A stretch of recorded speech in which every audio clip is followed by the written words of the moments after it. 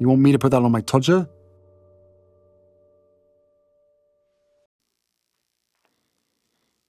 Harry's wife. Those Canadians do have claws. Hello, I'm H.G. Tudor.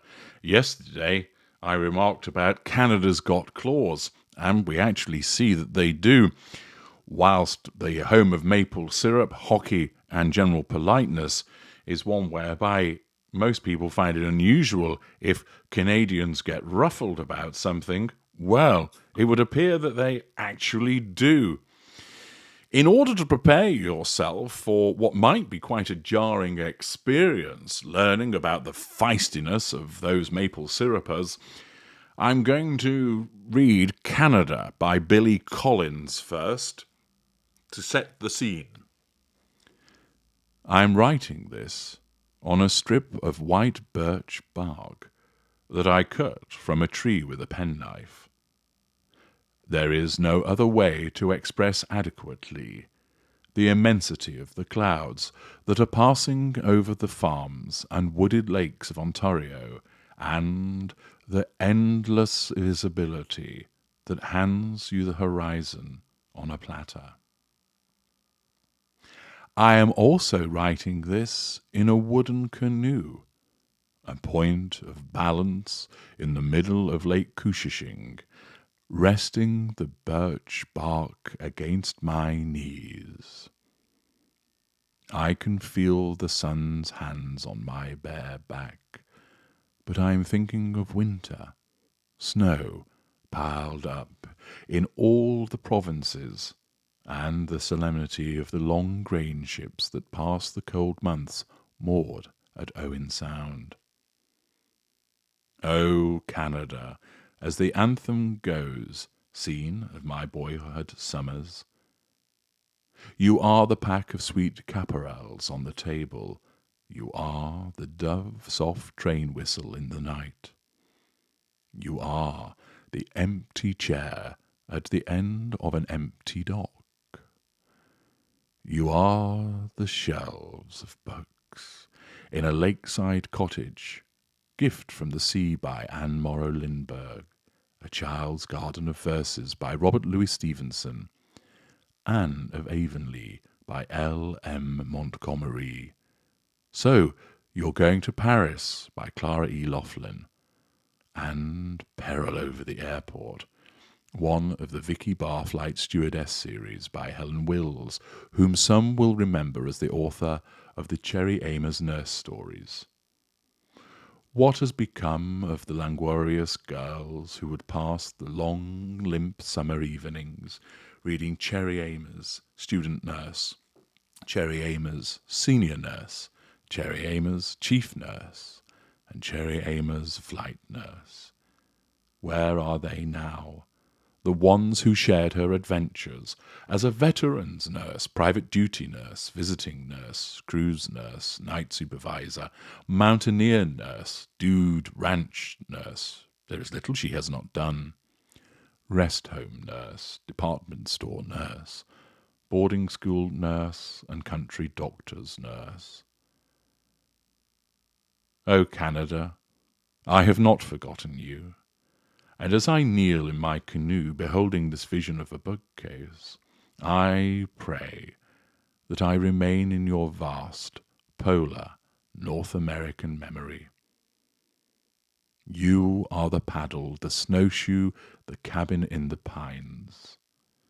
You are Jean de Brebeuf with his martyr's necklace of hatchet heads. You are the moose in the clearing, and the moose head on the wall. You are the rapids, the propeller, the kerosene lamp. You are the dust that coats the roadside berries. But not only that. You are the two boys with pails walking along that road, and one of them, the taller one, minus the straw hat, is me. A flavour there of Canada by Billy Collins. Now you may be feeling somewhat relaxed. Well, Your relaxation is going out of the window because here come the Canadians exposing their claws. How? Well, what is it?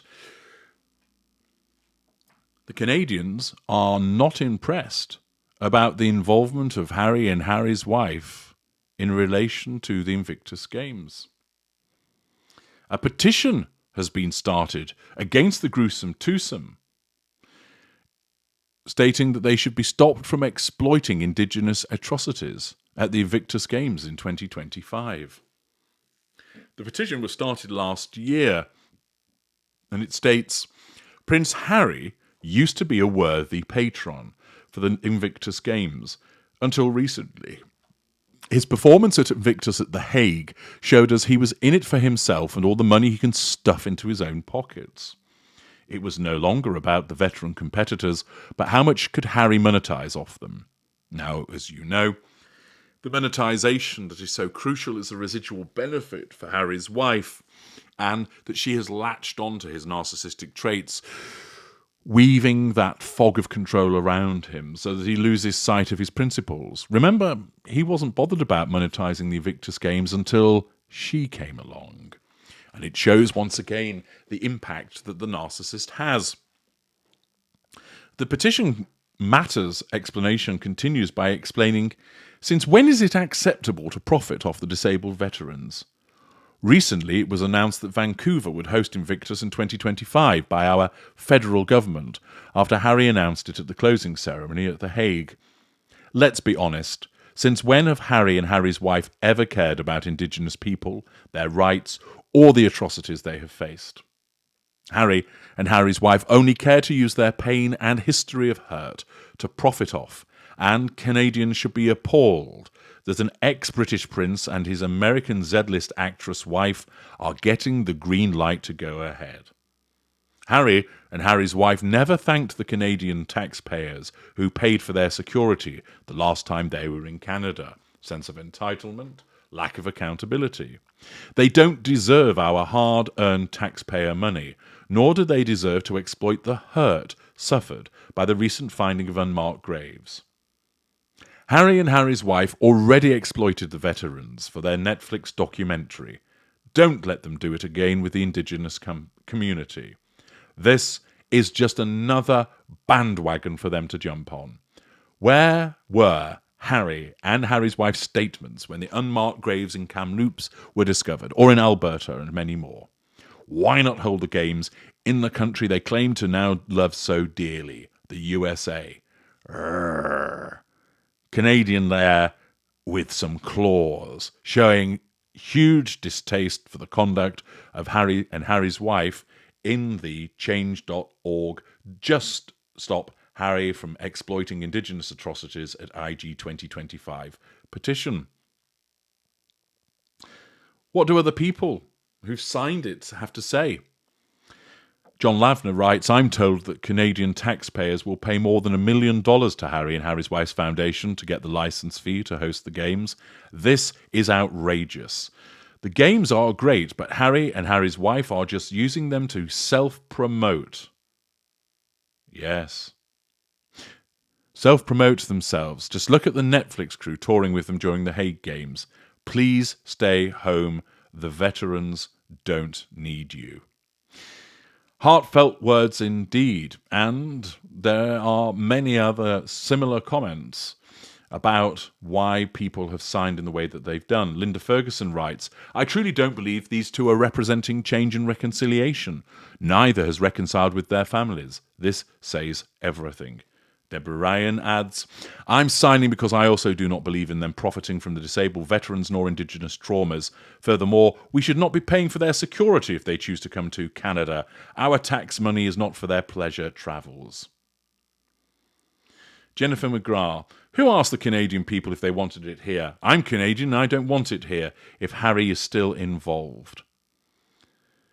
Sarah Izzo Yarrett, I do not want them using our Indigenous people for any money-making scheme they have going on, nor my taxpayer money. Marian Dixon, I'm signing this because Harry is a disgrace. The Invictus Games is a charity, not a means for this pair to line their pockets. Why was methane even there? It has nothing to do with her. and repeated calls for the removal of the games as a consequence of exploitation and not wanting to pay their security bill. These Canadians do have claws indeed.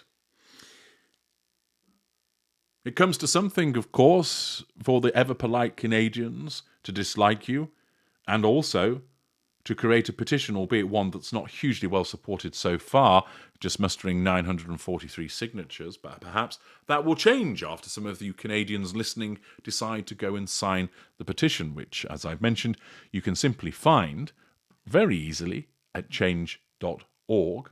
All you need to do is Google change.org Invictus 2025, and it'll be there in your search results, and you can make your own mind up as to what you'd like to do.